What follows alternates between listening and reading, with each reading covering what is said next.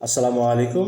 আমি মোহাম্মদ জাকির ইসলাম। Western mythology চ্যানেলটিতে আপনাদেরকে স্বাগত জানাচ্ছি। আমাদের এই চ্যানেলটি পৌরাণিক কাহিনী এবং বিভিন্ন শাসন আমল সম্পর্কে তথ্য দিয়ে সাজানো রয়েছে।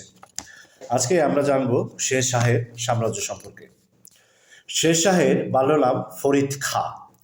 তিনি সাসারামের জায়গিরদার হাসানের পুত্র ছিলেন। নিজের হাতে একটি শের বা বাঘ হত্যা করে তিনি শের খাঁ উপাধি লাভ করেন।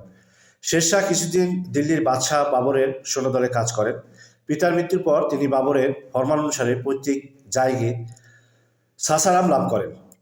বিহারের পাঠান শাসনকর্তা বহর খাঁর মৃত্যুর পর শের খাঁ বহর খাঁর নাবালক পুত্র জালাল খাঁর অভিভাবক হয়েছিলেন।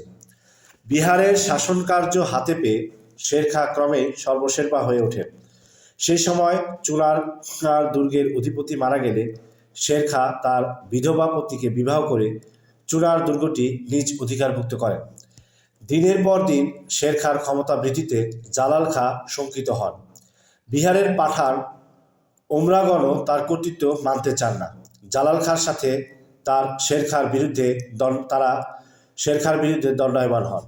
1534 খ্রিস্টাব্দে সূর্যগড়ের যুদ্ধে জালাল খাঁ ও অন্যান্য আমির ওমরাদের মিলিত শক্তিকে শের খাঁ পরাজিত করে বিহারের কর্তৃত্ব লাভ করে।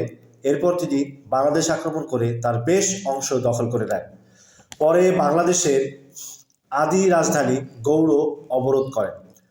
হুমায়ুন শের খাঁকে দমন করার জন্য অগ্রসর হয়ে 6 মাস পর্যন্ত যুদ্ধের পর চুনার দুর্গ জয় করেন। এই সময় শের খাঁ গৌড় অধিকার করে নেন। হুমায়ুন গৌড় জয়ে অগ্রসর হলে শের খাঁ তাকে কোনরূপ বাধা না দিয়ে তিনি রাজধানী পরিত্যাগপূর্বক পশ্চিম দিকে অগ্রসর হন এবং চুনার পুনরায় অধিকার করেন। বিহারের পশ্চিম প্রান্তস্থ রোটাস দুর্গ অধিকার করেন। তিনি জৌনপুর বারাণসী পর্যন্ত জয় করে কনৌজ অগ্রসর হন। এদিকে হুমায়ুন বাংলা ত্যাগ করে দ্রুত আগ্রার দিকে অগ্রসর হন। 1539 খ্রিস্টাব্দে বক্সারের নিকটবর্তী চৌসা নামক স্থানে শের খাঁ হুমায়ুনকে আক্রমণ করে তাকে সম্পূর্ণরূপে পরাজিত করেন। বাংলা, বিহার এবং জৌনপুর তার অধীনস্থ হয়। এই যুদ্ধে জয়লাভের পর শের খাঁ শের শাহ উপাধি ধারণ করে প্রকাশ্যভাবে সিংহাসনে আরোহণ করেন। পরবর্তী বছর অর্থাৎ 1540 খ্রিস্টাব্দে বিলগ্রাম নামক স্থানে হুমায়ুনের সাথে শের শাহের তুমুল যুদ্ধ হয়। এই যুদ্ধেও হুমায়ুন শোচনীয়ভাবে পরাজিত হওয়ায় সমগ্র মুঘল সাম্রাজ্য শের শাহর অধিকারে আসে। এরপর শের শাহ সিন্ধু দেশ ও মুলতান নিজ সাম্রাজ্যভুক্ত করেন। এই সময়ে বাংলাদেশের শাসনকর্তা বিদ্রোহী হওয়ায় তিনি তা দমন করেন এবং পরবর্তীতে তিনি গোয়ালিয়র, মালব ও রায়সিং দুর্গ অধিকার করেন। একের পর এক অসম সাহসিকতার সাথে মেবারের বিরুদ্ধে যুদ্ধে যাত্রা করে রানাকে পরাজয় স্বীকার করতে বাধ্য করেন।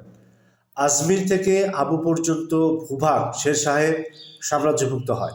1585 খ্রিস্টাব্দে বুলেন্দ্রখণ্ডের অন্তর্গত কালিঞ্জর দুর্গ দখল করতে গিয়ে এক বিস্ফোরণে শের শাহের মৃত্যু হয়। শের শাহ ঘোড়ার পিঠে করে ডাক চলাচলের ব্যবস্থা প্রবর্তন করেন। গ্র্যান্ড ট্রাঙ্ক রোডের তিনি নির্মাতা। পরবর্তীতে আবারও আপনাদের সামনে এরকম ভিডিও নিয়ে হাজির হব।